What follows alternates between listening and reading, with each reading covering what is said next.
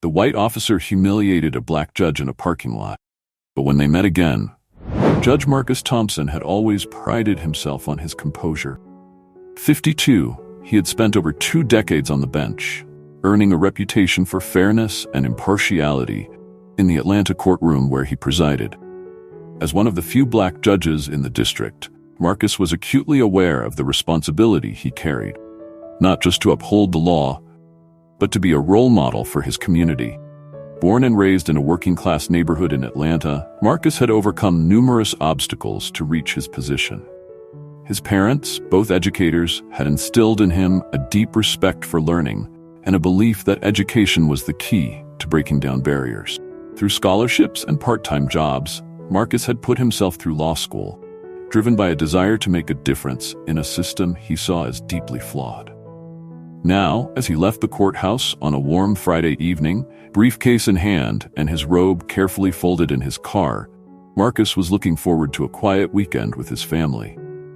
His daughter Aisha was home from college, and he had promised to help her practice for her upcoming moot court competition. Officer Michael Brennan was nearing the end of his shift, patrol car crawling through the Friday night traffic. At 35, Michael was a 10-year veteran of the Atlanta Police Department. He had joined the force straight out of the military, seeing it as a natural continuation of his desire to serve and protect. Michael came from a long line of police officers. Father, grandfather, and 2 uncles had all worn the badge. Growing up in a predominantly white suburb of Atlanta, Michael's understanding of the city's racial dynamics was limited, shaped primarily by the stories he heard at family dinners and in the locker room. As he turned onto Peachtree Street, Michael's radio crackled to life. There was a report of a suspected car break-in a few blocks away. The description was vague: black male in a suit seen tampering with a car outside the courthouse. Michael acknowledged the call and headed towards the location, his training kicking in as he prepared to assess the situation. Neither Marcus nor Michael could have anticipated how their paths were about to cross, or how this encounter would challenge their perspectives and ultimately lead to profound change in their community. Marcus had just reached his car, fumbling with his keys as he tried to balance his briefcase and robe. The parking lot was nearly empty, the silence broken only by the distant hum of traffic and the chirping of birds settling in for the night. As he finally managed to unlock his car door, Marcus heard the sound of a vehicle approaching quickly. He turned to see a police cruiser pull up sharply beside him, lights flashing. Before he could fully process what was happening, an officer, Michael, was out of the car, hand on his holstered weapon. "Step away from the vehicle and put your hands where I can see them," Michael shouted, his voice sharp with authority. Marcus froze, a mixture of shock, confusion, and a sudden, terrible understanding washing over him. In that moment, he wasn't Judge Marcus Thompson. He was simply a black man being confronted by a white police officer, and all the weight of history and recent headlines crashed down upon him. As he slowly raised his hands, Marcus's mind raced. How could he diffuse this situation? How could he make this officer see him as he truly was? And most pressingly, how could he ensure he made it home safely to his family? The stage was set for a confrontation that would test both men's assumptions, training, and deeply held beliefs. What happened next would not only change their lives, but ripple out to affect their entire community in ways neither could have imagined. I said, "Step away from the vehicle," Officer Brennan repeated, his voice rising with tension. His hand remained on his holstered weapon, his body language taut and ready for action. Judge Thompson took a careful step back, his hand still raised, fought to keep his voice calm and steady as he spoke. "Officer, there's been a misunderstanding. This is my car. I'm Judge Marcus Thompson from the Superior Court." Michael's eyes narrowed, his training telling him to be wary of anyone claiming authority in a situation like this. "I'm going to need to see some identification, sir. Slowly reach for your wallet and show me your ID." Marcus felt a surge of indignation. He was a respected judge, an officer of the court, and yet here he was, being treated like a common criminal. For a moment, he was tempted to assert his authority, to demand that this officer stand down. But years of experience, both personal and professional, had taught him the dangers of escalation in situations like these. Taking a deep breath, Marcus spoke again, his voice low and measured. "Officer, my wallet is in my back pocket. I'm going to reach for it now, very slowly. That all right?" Michael nodded tersely, his hand still on his weapon. As Marcus carefully retrieved his wallet and held out his judicial ID, Michael stepped forward to examine it. There was a long, tense moment as the officer scrutinized the identification. Finally, Michael's posture relaxed slightly, though his face remained stern. "I apologize for the confusion, Your Honor. We received a report of a suspected car break-in in this area." Given the description provided, Marcus felt a flash of anger. Given that the description was of a black man in a suit? "Officer, do you realize how many people that could describe leaving this courthouse at this time of day?" Michael's face flushed, a mix of embarrassment and defensiveness crossing his features. "Sir, I was just responding to a call. It's my job to investigate suspicious activities." "And what exactly was suspicious about me unlocking my own car?" Marcus pressed, his composure starting to slip. Years of pent-up frustration, not just his own, but that of countless black men and women who had stood before his bench, sharing similar stories, threatened to spill over. Michael's jaw tightened. "Your Honor, I'm just doing my job. If you have a complaint about how I've conducted myself, you're free to file it with my superiors." It was the dismissive tone in Michael's voice that finally broke Marcus's reserve. "Your job, Officer Brennan," he said, glancing at the name tag on Michael's uniform, "is to protect and serve all members of this community, not to harass law-abiding citizens based on vague descriptions and, let's be honest, racial profiling." Michael's face darkened. "I don't appreciate what you're implying, Judge. I treat everyone the same, regardless of race. Maybe if you spent some time on the streets instead of in your cushy courtroom, you'd understand the realities we face every day." The words hung in the air between them, heavy with implication and barely suppressed anger. Marcus felt as if he'd been slapped. All his years on the bench, all his efforts to remain impartial and see all sides of an issue, seemed to crumble in the face of this blatant disrespect. For a moment, neither man spoke. The tension was palpable, like a wire pulled too tight and ready to snap. In the distance, a siren wailed, stark reminder of the world beyond this charged confrontation. It was Marcus who broke the silence, his voice tight with controlled emotion. "Officer Brennan, I'd like your badge number and the name of your supervising officer. This incident will not go unreported." Michael's face flushed deeper, a mix of anger and something else. Perhaps a flicker of realization at how far the situation had escalated. "Of course, Your Honor," he said stiffly, reaching for his notepad to write down the information. As Marcus took the slip of paper, a new voice cut through the tension. "Dad, is everything okay?" Both men turned to see a young woman approaching, her face etched with concern. It was Aisha, Marcus's daughter, who had been waiting in a nearby cafe for her father to finish work. The sight of his daughter snapped Marcus back to reality. He saw the situation through her eyes. Her father, a respected judge, standing with his hands still half raised, facing off against a police officer in an empty parking lot. He saw the fear in her eyes, the same fear he had worked so hard to protect her from. In that moment, something shifted in Marcus. The anger drained away, replaced by a bone-deep wariness and a sudden, clear understanding. This confrontation, this moment of humiliation and anger, was part of a much larger problem. A problem that wouldn't be solved by filing complaints or by two men arguing in a parking lot. "Everything's fine, sweetheart," Marcus said, forcing a calm he didn't entirely feel into his voice. "Officer Brennan and I were just having a discussion.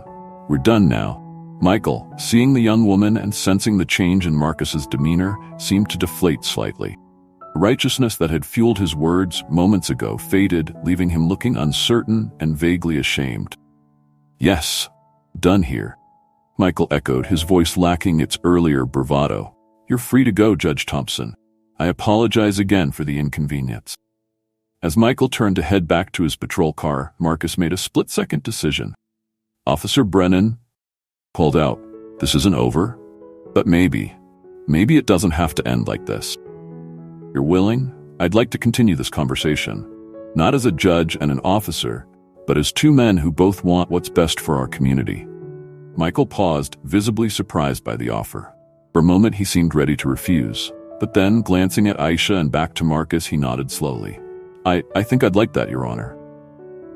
As Michael drove away and Marcus embraced his worried daughter, neither man could have predicted how this uncomfortable encounter would set in motion a series of events that would challenge their worldviews, test their principles, and ultimately lead to unexpected change in their community and in themselves. In the days following their confrontation, both Marcus and Michael found themselves replaying the incident in their minds, each grappling with their own reactions and the larger implications of what had transpired.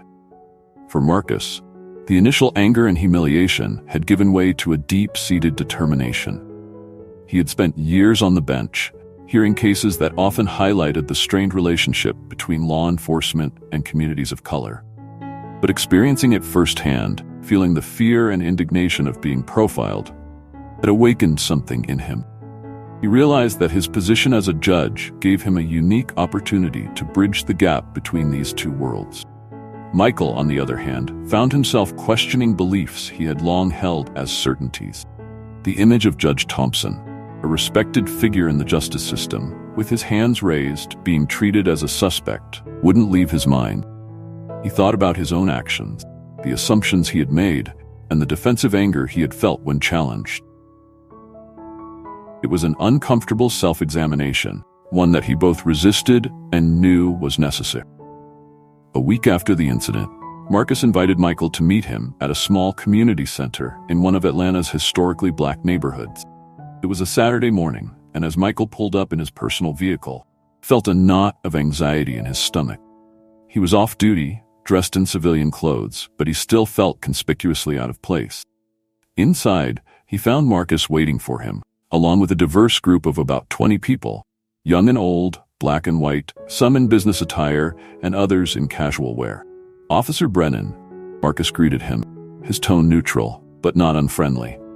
"Thank you for coming. I'd like to introduce you to some people." Over the next hour, Michael found himself in conversation with community members he might never have interacted with otherwise. There was Mrs. Johnson, an elderly woman who shared stories of growing up in the Jim Crow South and her continuing wariness of law enforcement. There was Jamal, a young man who spoke passionately about his aspirations to become a lawyer, despite having been stopped and frisked multiple times for fitting a description. But it was David's story that hit Michael the hardest. David was a fellow police officer, a black man who had served on the force for 15 years. He spoke candidly about the challenges of being black in a predominantly white police force, of the constant pressure to prove himself, and of the painful duality of being viewed with suspicion by some community members and some fellow officers alike. As Michael listened, he felt layers of defensiveness and preconception slowly start to peel away. He began to see the world through their eyes, the daily microaggressions, the constant awareness of how they might be perceived, the exhausting need to be above reproach at all times. For Marcus, watching Michael engage with the community members was a revelation in itself. He saw the officer's initial discomfort give way to genuine interest and concern. He noticed the moments of surprise, of realization, empathy crossing Michael's face. Towards the end of the meeting, Marcus pulled Michael aside. "What do you think, Officer Brennan? A bit different from what you're used to, I imagine." Michael nodded, his expression thoughtful. I had no idea. I mean, I knew there were issues, but hearing these stories, seeing the emotion behind them, different. It makes it real in a way I hadn't understood before." Marcus smiled, a small but significant gesture of acknowledgement. "That's why I wanted you to come here today. What happened between us in that parking lot, it's not an isolated incident. It's part of a much larger systemic issue. But it's an issue we can only address if we're willing to listen to each other, to step outside our comfort zones and really see each other's perspective." As the meeting wound down and people began to leave, David, black police officer, approached Michael. "Hey, I know this must have been a lot to take in. If you ever want to talk more, officer to officer, I'm here." Michael found himself accepting David's offer with genuine gratitude. As he left the community center, his mind was whirling with new information, new perspectives, and a growing realization of the complexity of the issues at hand. For both Marcus and Michael, this meeting was just the beginning. They had taken the first steps on a journey that would challenge their assumptions, test their commitment to their principles, and ultimately lead to unexpected alliances and initiatives that would ripple out through their community. As they parted ways that day, neither man could have predicted the extent of the change that was to come. But both felt a sense of cautious hope, feeling that perhaps through open and honest dialogue, real progress was possible. In the weeks following the community center meeting, both Marcus and Michael found themselves at a crossroads, grappling with the implications of what they had learned and experienced. For Marcus, the decision was clear but daunting.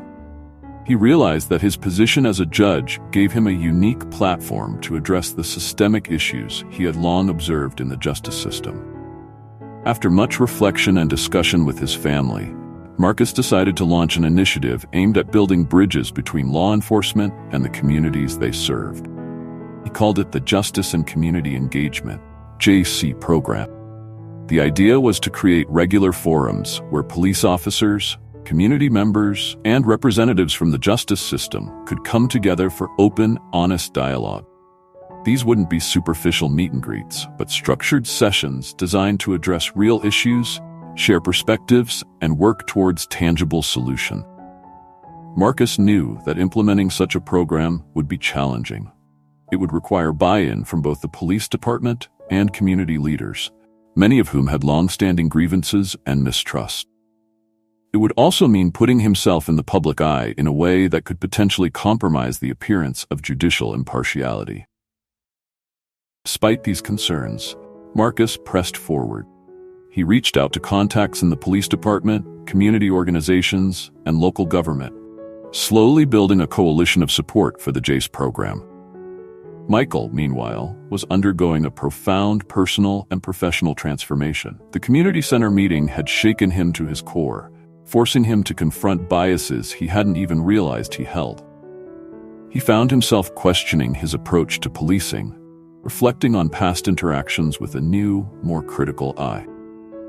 After several long conversations with David, the black officer he had met at the community center, Michael made a decision that would change the course of his career.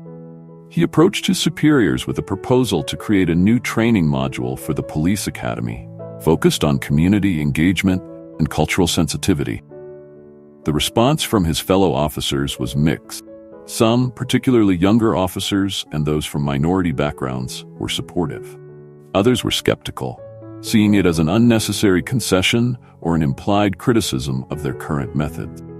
As Marcus and Michael worked to implement their respective initiatives, they faced numerous challenges.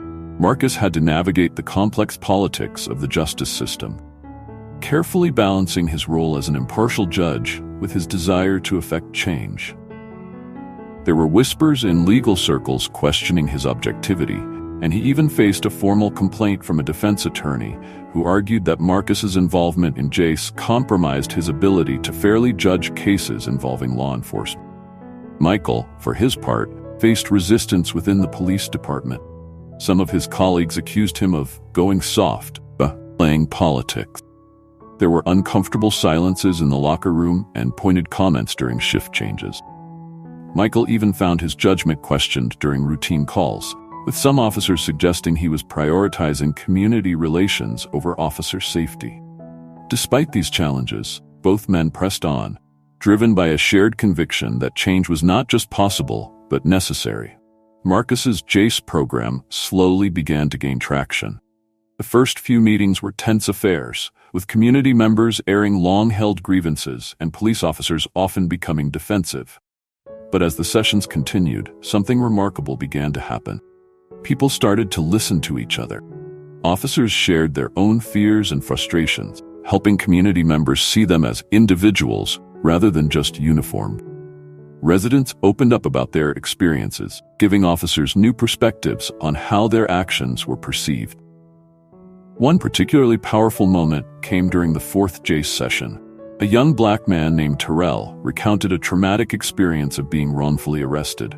As he spoke, Marcus noticed Michael, who was attending as part of his new community engagement role, listening intently. When Terrell finished, Michael stood up. "Terrell," he said, his voice thick with emotion, "I owe you an apology. Not because I was the officer involved in your arrest, I wasn't.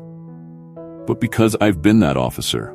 I've made assumptions, acted on biases I didn't even know I had. Hearing your story, it makes me realize how much damage those actions can do. I'm sorry, and I promise you, I'm working to do better." The room fell silent for a moment before erupting into applause. It was a breakthrough moment, one that set the tone for more open, honest conversations in future sessions. Meanwhile, Michael's training program was slowly changing the culture within the police academy. New recruits were being taught to see community engagement as a crucial part of effective policing, not an afterthought. Role-playing exercises helped officers practice de-escalation techniques and recognize their own biases. The effects of these initiatives began to ripple out into the community. Over the next year, there was a noticeable decrease in complaints against officers in the precincts that had embraced the new training. Community tip lines saw an increase in calls as residents felt more comfortable cooperating with police they now saw as partners rather than adversaries. But the path of progress was not smooth. 6 months into the JACE program, a high-profile incident threatened to undo much of the good work that had been done. A young black man was shot by a police officer during a traffic stop, igniting protests across the city. In the midst of this crisis, Marcus and Michael found their resolve tested.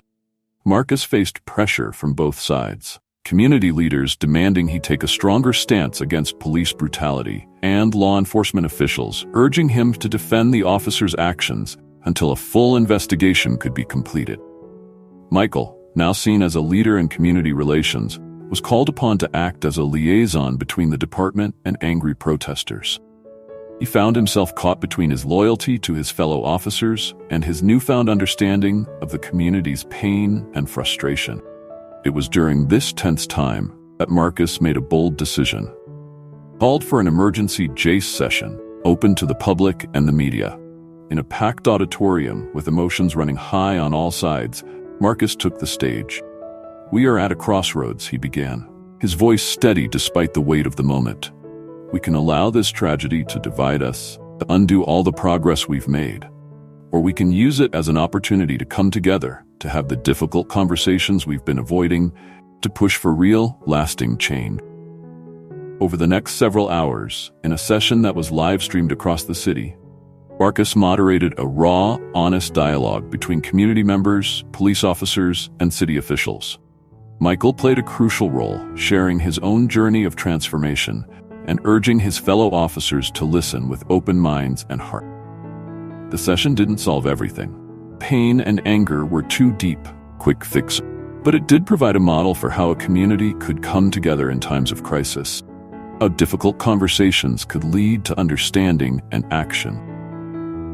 In the aftermath of this event, both Marcus and Michael found that their initiatives gained new momentum. The JACE program expanded to other districts, and Michael's training program was adopted by police departments in neighboring counties. As the one-year anniversary of their fateful encounter in the parking lot approached, Marcus invited Michael to his chambers for a private conversation. "Officer Brennan," Marcus said, small smile playing on his lips, "think it's time we acknowledge something. That night, as uncomfortable and humiliating as it was, set us both on a path we might never have found otherwise." Michael nodded, his expression thoughtful. "You're right, Your Honor. I came so close to just walking away, to dismissing you and everything you were saying.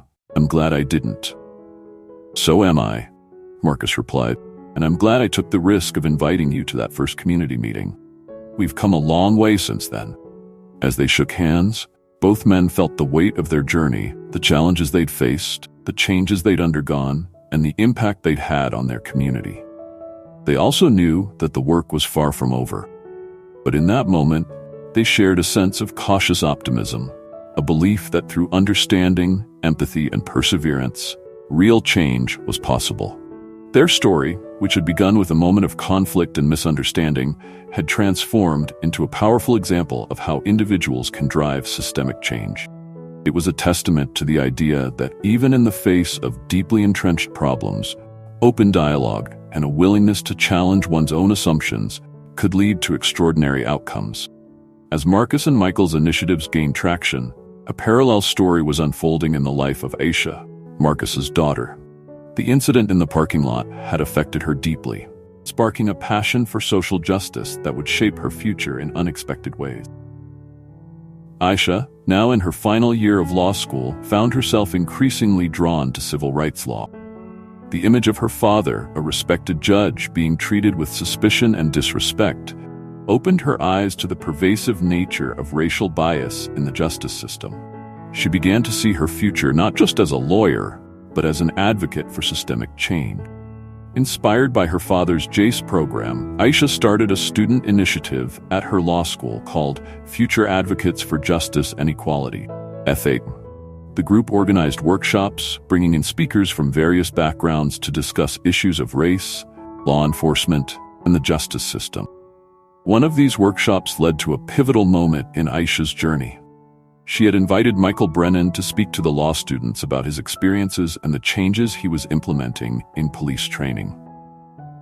After his talk, a heated debate broke out among the students. Some were skeptical of Michael's sincerity, arguing that one officer's change of heart couldn't address systemic issues. As the debate intensified, Aisha found herself stepping in, drawing on what she had learned from watching her father moderate JACE sessions. She encouraged her classmates to listen with empathy, to ask questions aimed at understanding rather than attacking. Her measured approach helped transform a potentially divisive moment into a productive dialogue.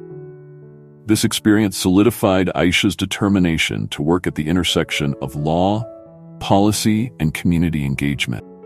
She began to envision a career that would allow her to bridge gaps between different groups, much like her father was doing with JACE. Meanwhile, in the police department, David, the black officer who had befriended Michael, was navigating his own challenges. Inspired by the changes he was seeing, David decided to apply for a leadership position within the department. He hoped that by moving into a role with more influence, he could help institutionalize some of the positive changes that Michael's training program had initiated. However, David's application stirred up resistance from some of the old guard in the department. There were whispers about diversity hires and concerns about changing too much too fast. David found himself facing subtle and not so subtle forms of discrimination, testing his resolve and his commitment to changing the system from within. As David struggled with these challenges, he found an unexpected ally in Marcus. The judge, hearing about David's situation through Michael, reached out to offer support and advice. Marcus shared his own experiences of breaking barriers as one of the few black judges in the district, providing David with valuable insights and strategies for navigating a system that was often resistant to change. This mentorship evolved into a friendship, with David eventually becoming a regular participant in JACE session. His unique perspective as a black officer working to change the system from within added a valuable dimension to the discussions. As these secondary characters developed their own arcs, their stories began to intertwine with and enhance the main narrative. Aisha's work with Phage started to attract attention from local media, bringing a new generation's perspective to the ongoing conversation about police-community relations. Her passionate advocacy, combined with a nuanced understanding of the complexities involved, made her a powerful voice for change. David's journey within the police department became a case study in the challenges and possibilities of institutional reform. His struggles and successes provided real-world examples that Michael could point to in his training sessions, illustrating both the need for change and the positive impact it could have. These parallel stories serve to amplify and extend the impact of Marcus and Michael's work. They showed how the ripple effects of their initial confrontation and subsequent collaboration were spreading out into the community, inspiring others to take up the cause of justice and understanding in their own ways. As the various threads of these stories began to weave together, it became clear that what had started as a single, uncomfortable encounter in a parking lot had grown into a multifaceted movement for change. The involvement of Aisha, David, and others like them ensured that the work Marcus and Michael had begun would continue and evolve, carried forward by a new generation of advocates and reformers. This expanding circle of engagement and activism set the stage for even more significant developments in the ongoing effort to bridge divides and create a more just and equitable community. As the months passed, the relationships between Marcus, Michael, Aisha, and David continued to evolve, growing in complexity and depth. What had begun as tentative alliances forged in the wake of a tense encounter were blossoming into genuine friendships and partnerships, each bringing its own challenges and rewards. Marcus and Michael, once on opposite sides of a humiliating confrontation, found themselves developing a rapport that surprised them both. Their shared commitment to community engagement and police reform gave them common ground, but it was their willingness to be vulnerable and honest with each other that truly cemented their bond. One evening, after a particularly intense Jace session dealing with a recent case of police misconduct, Marcus invited Michael to his office for a drink. As they sat in the judge's chambers, the formal titles fell away, and they spoke not as Judge Thompson and Officer Brennan, but as Marcus and Michael. "You know," Marcus said, swirling the scotch in his glass, "there are still moments when I think about that night in the parking lot. How easily it could have gone wrong." Michael nodded, his expression somber. "I think about it too. I was so caught up in my own perspective, my own assumptions. I couldn't see you as a person, just as a potential threat. And I couldn't see you as anything but the uniform," Marcus admitted.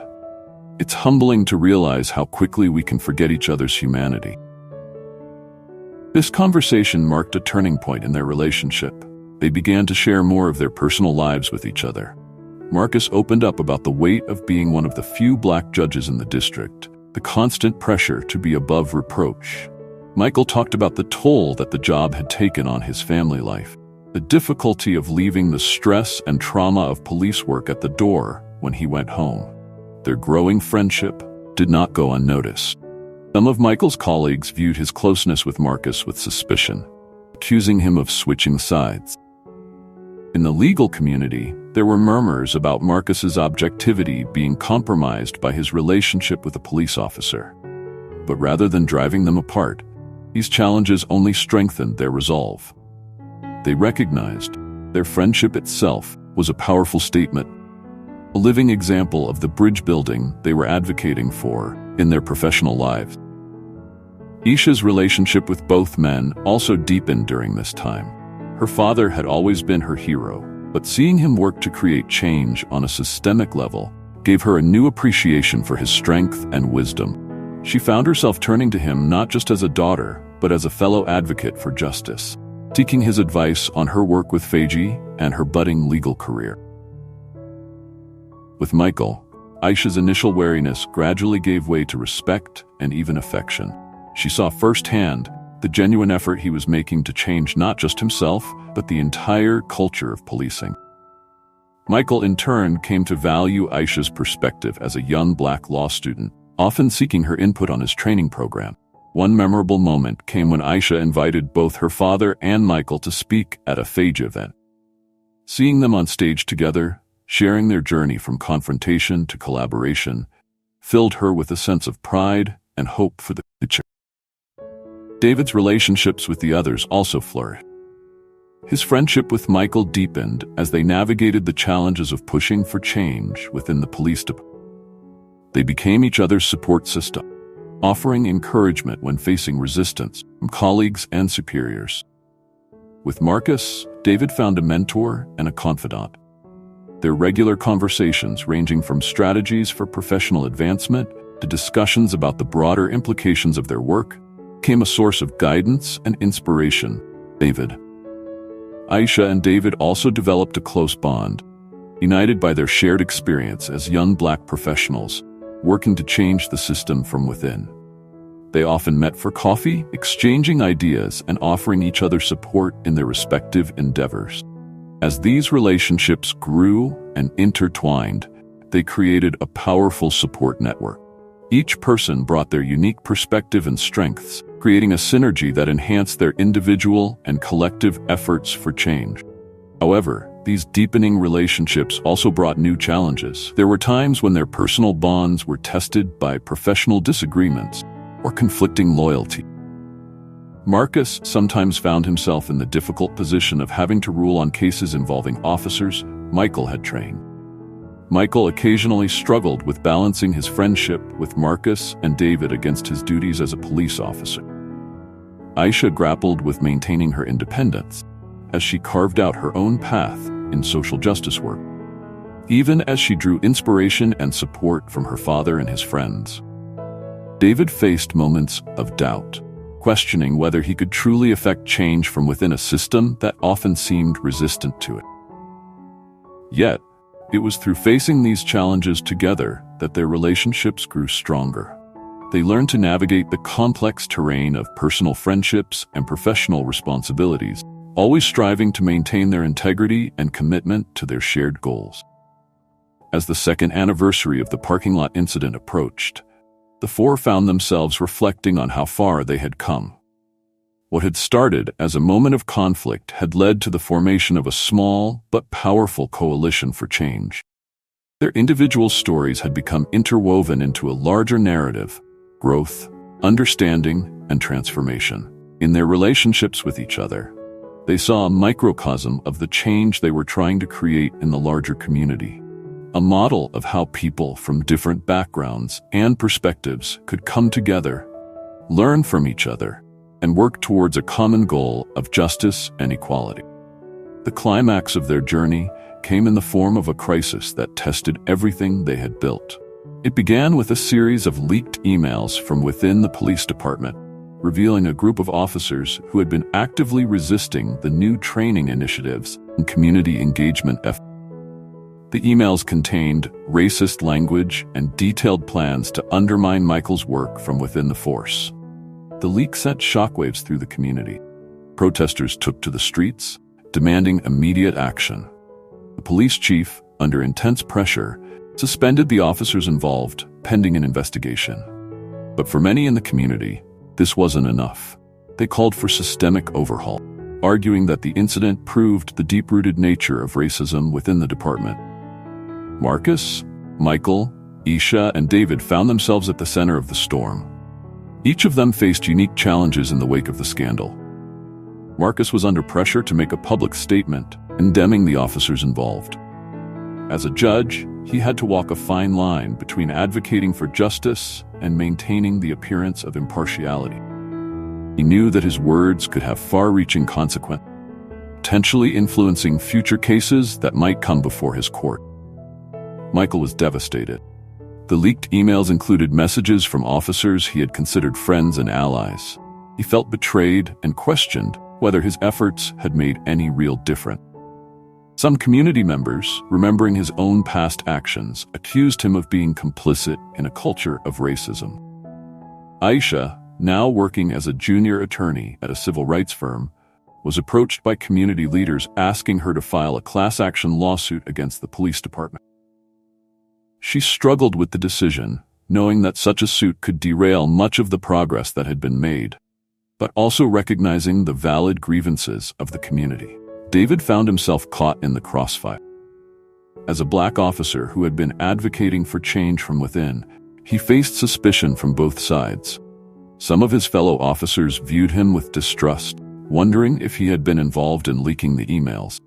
At the same time, some community members accused him of being a sellout for remaining in the force. As tensions in the city reached a boiling point, Marcus made a bold decision. He called for an emergency town hall meeting, open to all members of the community. The event would be held at the largest auditorium in the city, with local news stations agreeing to broadcast it live. On the night of the town hall, the auditorium was packed to capacity, with hundreds more gathered outside, watching on large screens. The atmosphere was tense, with palpable anger and frustration radiating from the crowd. Marcus took the stage first, his judicial robes a stark reminder of his position and the impartiality it demanded. He began by acknowledging the pain and anger in the community, validating the hurt caused by the leaked emails. "What we've seen in those messages is abhorrent," said, voice firm. "It goes against everything we've been working towards. But, he paused, looking out at the sea of faces, it also shows us how much work we still have to do, and that work cannot be done if we remain divided. He then introduced Michael, who stepped up to the microphone. Crowd's reaction was mixed, with some applauding and others booing. Michael took a deep breath before speaking. 2 years ago, I was part of the problem, he began, voice shaking slightly. I was the officer who profiled Judge Thompson. Couldn't see past my own biases. I stand before you today, not as someone who has all the answers, but as someone committed to continuing to learn, change, and to do better.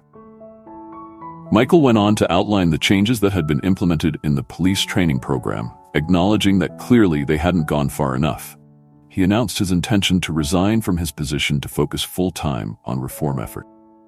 I can't in good conscience continue to wear this badge until I'm certain that it represents true justice and equality for all, he said, unpinning his badge and placing it on the podium. The gesture sent a ripple through the crowd. It was a powerful symbol of accountability that seemed to shift the energy in the room. Next, Aisha took the stage. She spoke passionately about the legal avenues available to the community, but also about the importance of working within the system to change it. Filing a lawsuit might feel good in the moment, she said, but it won't address the root causes of these issues. We need to push for policy changes, for increased transparency, for real community oversight of the police department. Finally, David stepped up. His presence on stage, a black officer in uniform, created a visible stir in the audience. I know some of you look at me and see a traitor. He began, his voice steady. Others see a threat. But what I am is a man trying to change a system that I know from the inside out is flawed. I stay because if people like me leave, nothing will ever change. As David spoke about his experiences and his commitment to reform, the audience began to listen more intently. His authenticity and obvious passion seemed to resonate with many. After the speeches, Marcus opened the floor for questions and comments from the community. What followed was 3 hours of raw, honest dialogue. People shared their experiences of discrimination, their fears, their anger. Police officers in the audience spoke about their own struggles and desires for change. As the night wore on, something remarkable began to happen. The anger in the room didn't disappear, but it began to transform into a collective determination. Community members started offering suggestions for reform, ideas for increased oversight, proposals for new training programs. In a particularly powerful moment, one of the officers implicated in the leaked emails stood up. With tears in his eyes, he publicly apologized for his actions and asked for the opportunity to make amends. His vulnerability seemed to crack open something in the room, leading to more moments of honest reflection and commitment to change. As the town hall came to a close, Marcus took the stage one last time. What we've seen here tonight, he said, his voice thick with emotion, is the beginning of real change. It's messy, it's uncomfortable, but it's necessary. This is not the end of our journey, but a new beginning. The event concluded with the formation of a community oversight board comprised of local residents, police officers, and legal experts. This board would work closely with the police department to implement reforms, increase transparency, and ensure accountability. As the crowd filed out of the auditorium, there was a palpable sense of hope in the air. The crisis that had threatened to tear the community apart had instead become a catalyst for deeper understanding and more meaningful change. For Marcus, Michael, Aisha, and David, the town hall represented a culmination of their individual and collective journeys. They had faced their greatest challenge and, together with their community, found a way forward. As they stood together on the empty stage after everyone had left, they shared a moment of quiet triumph, knowing that their work was far from over, feeling, for the first time, that real, lasting change was within reach. In the weeks following the town hall, the newly formed Community Oversight Board began its work in earnest. The board, co-chaired by a respected community elder and a veteran police officer, was tasked with implementing the reforms discussed at the town hall and ensuring ongoing dialogue between the police department and the community. Marcus, Michael, Aisha, and David each found themselves playing crucial roles in this new phase of their journey. Marcus, leveraging his judicial experience, helped draft the guidelines for the Oversight Board, ensuring they were both legally sound and effective. He worked tirelessly to create a framework that would allow for real accountability while also protecting the rights of officers accused of misconduct. Michael, true to his word, had resigned from his position in the police force. However, he was immediately recruited to serve as a consultant to the Oversight Board, bringing his insider knowledge of police procedures and his experience with reform efforts to the table. His resignation had earned him a new level of trust from the community, and he was determined to use this trust to push for meaningful change. Isha, now gaining recognition as a rising star in civil rights law, took on the role of legal advisor to the board. She worked to ensure that the reforms being implemented would stand up to legal scrutiny and helped community members understand their rights and the legal processes involved in police oversight. David, still serving as an active duty officer, became a vital bridge between the police department and the Oversight Board. His unique position as a Black officer committed to reform made him an invaluable asset in translating the concerns of the community to his fellow officers and vice versa. The work was challenging and often frustrating. They faced resistance from within the police department, with some officers viewing the Oversight Board as an attack on their authority.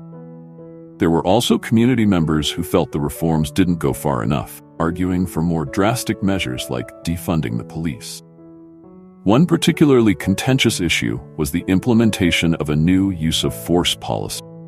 The Oversight Board, with input from community members and police officers, had drafted a policy that emphasized de-escalation techniques and placed stricter limits on when force could be used.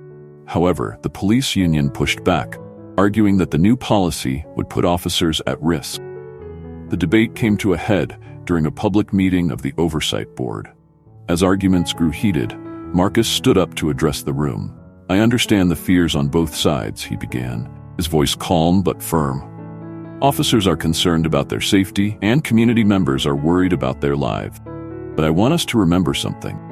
We are not enemies here. We are all members of this community, and we all want the same thing, a safe and just city for everyone." He went on to propose a compromise, a pilot program implementing the new use of force policy in select precincts, with a thorough evaluation after 6 months. This approach would allow for real-world testing of the policy while addressing the concerns of both sides. Michael backed Marcus's proposal, speaking directly to his former colleague. "I know change is scary," he said, "but I've seen firsthand how these new approaches can make our jobs safer and more effective. We have to be willing to try new things if we want different results." Aisha then stepped in to address the legal aspects of the proposal, assuring both the police union and community activists that the pilot program would be designed to protect both officer and civilian rights. David, drawing on his experiences on the force, shared specific scenarios where de-escalation techniques had prevented potentially violent confrontations.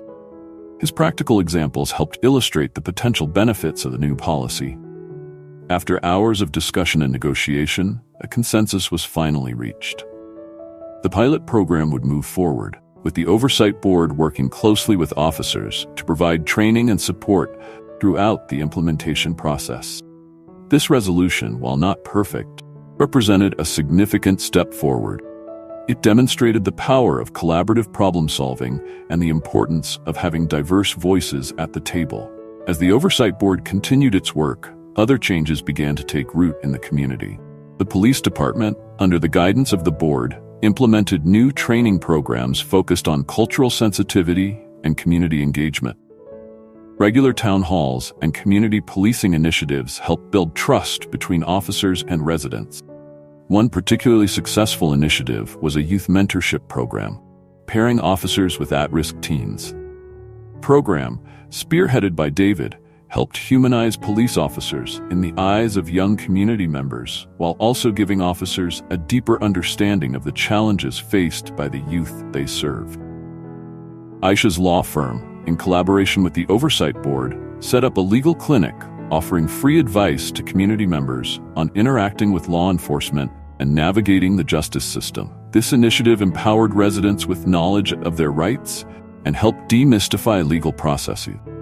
Marcus, recognizing the importance of addressing systemic issues beyond policing, used his influence to push for reforms in the broader criminal justice system. He advocated for alternatives to incarceration for nonviolent offenses and worked to address racial disparities in sentencing. Michael, in his role as a consultant, traveled to other cities to share the lessons learned from their reform effort. He became a sought-after speaker on police reform, using his own story of transformation to inspire change in other departments. As these various initiatives took hold, the community began to see tangible results. Use of force incidents decreased, community satisfaction with police interactions improved, and there was a noticeable uptick in cooperation between residents and law enforcement in addressing crime. However, the journey was far from over. There were still setbacks, moments of tension, and ongoing debates about the pace and extent of reforms. But with each challenge, the foundation of trust and collaboration that had been built allowed for productive dialogue and problem-solving. 1 year after the town hall, the Oversight Board organized a community celebration to mark the progress that had been made. The event, held in a local park, brought together police officers, community members, activists, and city officials in a day of reflection and renewed commitment. As Marcus, Michael, Aisha, and David stood together, watching children play with police officers in a friendly game of basketball, they felt a sense of cautious optimism. They knew that the work of creating a truly just and equitable system was ongoing. They could see the seeds of change taking root. "We've come a long way," Marcus said, looking at his companions. "But we've still got a long way to go," Michael added. Aisha nodded. "True, but now we know it's possible. We've seen what can happen when we work together. And we're not alone anymore," David concluded, gesturing to the diverse crowd around them. As the sun set on the celebration, the four friends renewed their commitment to the work ahead, knowing that their individual journeys had become part of a larger movement for change, a movement that was slowly but surely transforming their community. Community celebration marked not just a milestone in their journey, but also a turning point that would set them on a new path. As news of their success spread, Marcus, Michael, Aisha, and David found themselves thrust into the national spotlight.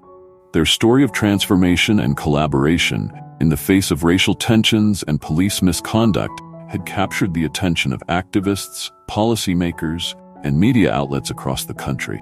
Invitations began pouring in for them to speak at conferences, testify before state legislatures, and consult with other cities facing similar challenges. They were being hailed as pioneers of a new approach to community policing and racial justice. At first, this newfound attention was overwhelming. They had been focused on their own community, on making change at a local level. The idea of taking their message to a national stage was both exciting and daunting. After much discussion, they made a decision that would alter the course of their lives and potentially impact communities across the nation. They decided to form a nonprofit organization dedicated to promoting their collaborative approach to police reform and community engagement. They called it Bridge the Gap, a name that encapsulated their mission to bring together law enforcement, the justice system, and communities of color in pursuit of equitable justice.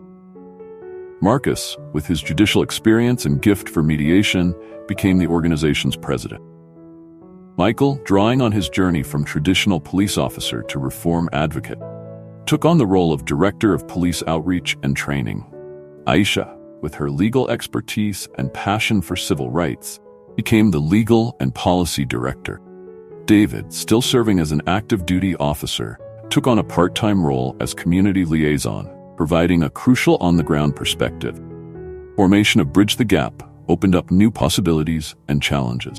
They now had a platform to share their model on a national scale, but they also faced the complex task of adapting their approach to diverse communities with their own unique histories and challenges. Their first major project was a nationwide listening tour. They traveled to cities across the country, from major metropolitan areas to small rural towns, hosting town halls and workshops similar to the one that had been so transformative in their own community. In each location, they encountered different manifestations of the same core issues: mistrust between police and communities of color, systemic biases in the justice system, and a lack of effective communication between various stakeholders. But they also found hope. In every community they visited, they met individuals, both citizens and law enforcement officers, who were eager for change and inspired by the Bridge the Gap model. As they traveled, they refined their approach, learning from each community and incorporating new insights into their program. They began to develop a flexible framework that could be adapted to the specific needs and contexts of different localities. This new direction energized them, giving their work a sense of greater purpose and potential impact.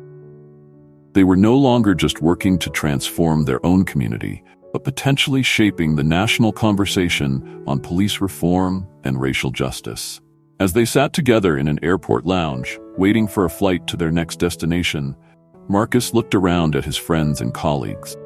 "You know," he said, "when I confronted you in that parking lot, Michael, I never could have imagined where it would lead us." Michael nodded, a wry smile on his face. Life has a funny way of taking us places we never expected. But I wouldn't change a thing. Aisha and David murmured in agreement. As they boarded their flight, they felt a mixture of excitement and determination.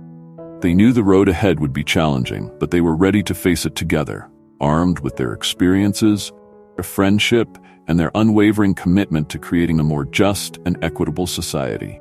The journey that had begun with a moment of conflict had evolved into a mission of national importance. And for Marcus, Michael, Aisha, and David, this was just the beginning. As Bridge the Gap gained national recognition and their work expanded, each of the four friends found themselves reflecting on their personal journeys and the profound ways in which they had grown and changed. Marcus, once solely focused on upholding the law from the bench, had become a vocal advocate for systemic reform. He marveled at how his perspective had broadened, how he now saw the law not just as a set of rules to be followed, but as a living instrument for social change. His experiences had taught him the importance of stepping out from behind the bench and engaging directly with the community he served. "I used to think my role was simply to interpret the law," confided to his colleagues one evening. "Now I understand that true justice requires us to constantly question and evolve our understanding of what's right and fair." Michael's transformation had been perhaps the most dramatic. From a police officer who once embodied the very biases and misconceptions they were now fighting against, he had become a powerful voice for change within law enforcement circles. His journey had taught him the value of humility, courage it takes to admit one's mistakes, and the transformative power of genuine listening and empathy. "Every time I speak to a group of officers," Michael shared, "I see my old self in their faces. Defensiveness, the fear of change. But I also see the potential for growth. It reminds me how far I've come and how much further we all can go." Aisha had grown from a passionate but inexperienced law student into a respected civil rights attorney and policy expert. Her work with Bridge the Gap had taught her the complexities of creating lasting change, the importance of building coalitions, and the power of translating legal concepts into actionable community initiatives. "I used to think change happened in courtrooms and through legislation," Aisha reflected. "Now I know it happens in living rooms, in community centers, in the daily interactions between people. The law is just one tool in a much larger toolkit." David, who had once felt torn between his identity as a black man and his role as a police officer, had found a way to bridge these two worlds. His unique perspective had become invaluable in their work, helping to translate between law enforcement and community concerns. He had learned to embrace the complexity of his position, using it as a strength rather than seeing it as a conflict. "I used to feel like I had to choose sides," David reflected. "Now I realize that my experience as both a black man and a police officer gives me a unique ability to build bridges. It's not about choosing sides, it's about bringing people together." As they traveled the country, sharing their experiences and helping other communities implement similar programs, they found that their personal growth continued. Each new city, each new challenge, forced them to confront their own biases and assumptions, pushing them to evolve further. One particularly poignant moment came during a workshop in a small Midwestern town. A young white police officer, visibly uncomfortable, stood up and admitted to harboring racist thoughts. Instead of condemning him, Michael stepped forward. "I was once where you are," he said softly. "The first step to change is acknowledging these thoughts exist. The next step is committing to do the work, change them." The vulnerability and empathy in that exchange left a lasting impact on everyone present, including Marcus, Aisha, and David. It reinforced for them the power of creating safe spaces, honest, difficult conversation. As their work progressed, they also found their relationships with each other deepening and evolving. The initial awkwardness between Marcus and Michael had long since given way to a profound friendship built on mutual respect and shared purpose. Aisha, once in awe of her father's position, now stood as his equal, often challenging him to push further in their reform effort. David, initially hesitant to fully engage due to his active duty status, had become an integral part of the team. His practical insights, grounding their more ambitious ideas in reality. They had become more than colleagues or friends. They were a family, bound together by their shared experiences and common mission. One evening, after a particularly grueling day of meetings and workshops, four found themselves sitting on the porch of their rented house, watching the sun set over an unfamiliar city skyline. "You know," Marcus said, breaking the comfortable silence, "I never thought I'd say this, but I'm grateful for that night in the parking lot." Michael looked at him, surprised. "Really? Even with how humiliating and potentially dangerous it was?" Marcus nodded slowly. "Don't get me wrong, it was a terrible experience. Look at where it led us. Look at the change we're creating.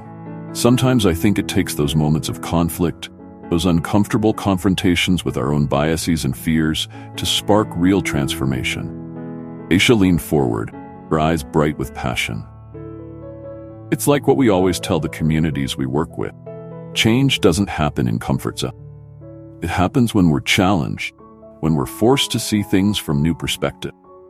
David nodded in agreement. "And it's not just about individual change. What we've learned is that personal transformation can be a catalyst for systemic change. Our individual journeys become part of a much larger movement." As they sat there, reflecting on how far they had come and the work still ahead, each of them felt a profound sense of purpose.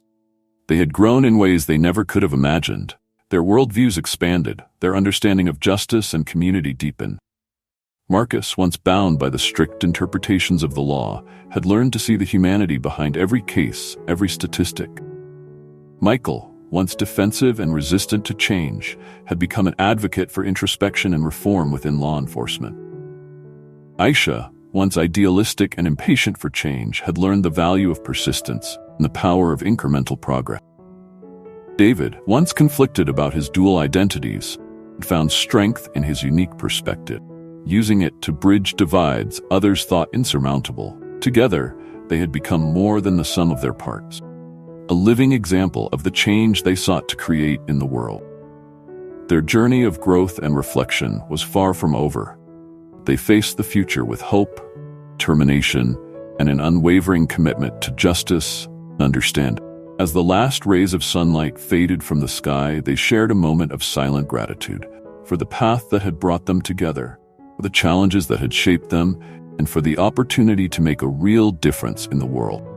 They knew that their work was far from done, but they were ready to face whatever challenges lay ahead, stronger and wiser, a journey they had shared. 5 years after that fateful night in the parking lot, Marcus, Michael, Aisha, and David found themselves back in Atlanta, preparing for a national conference on community policing and racial justice. Bridge the Gap had grown beyond their wildest expectations, with chapters in cities across the country and a track record of measurable improvements in police-community relations. As they stood backstage, waiting to deliver the keynote address together, they took a moment to reflect on their journey. "You know," Marcus said, looking at his friends, "when I was a young law student, I thought justice was about right and wrong, black and white. But what we've learned, what we've lived, is that true justice is about understanding. It's about seeing the humanity in everyone, even those we disagree with. Michael nodded, adding, "And it's about having the courage to change, to admit when we're wrong, and to keep pushing for better, even when it's hard." Asha smiled, squeezing her father's hand. "It's also about recognizing that change doesn't happen overnight. It's a journey, not a destination. Every small step matters." David, adjusting his uniform. He had chosen to remain on the force as a beacon of change from within. Concluded, "Most of all, it's about building bridges.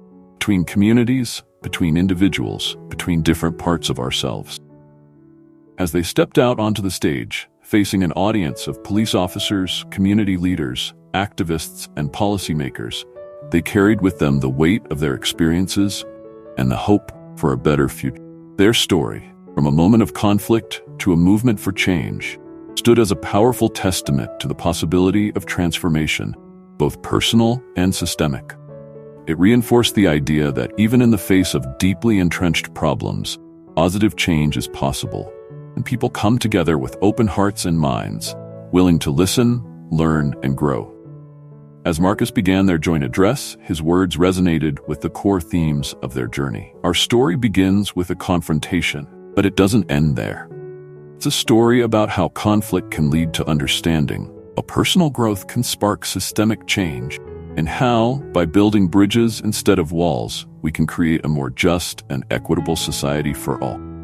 In that moment, as their words reached out to inspire others to action, the impact of their journey came full circle. What had started as a humiliating encounter in a parking lot had grown into a powerful force for positive change, touching lives and transforming communities far beyond anything they could have imagined. Their story served as a beacon of hope, a reminder that even in the darkest moments, potential for transformative change is always present. We have the courage to reach for it, the wisdom to learn from it, and the perseverance to see it through.